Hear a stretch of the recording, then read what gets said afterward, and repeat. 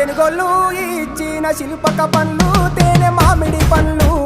తీయంగా తిందామె తీరొక పండ్లు చిలక నేరేడు పండ్లు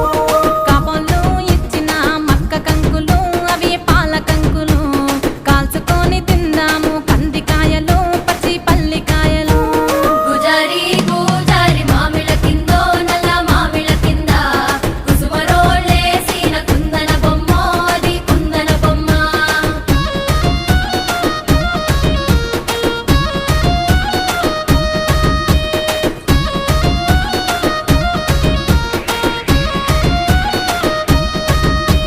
బెస్తోలు పెట్టిన పచ్చి చేపలు అవి వట్టి చేపలు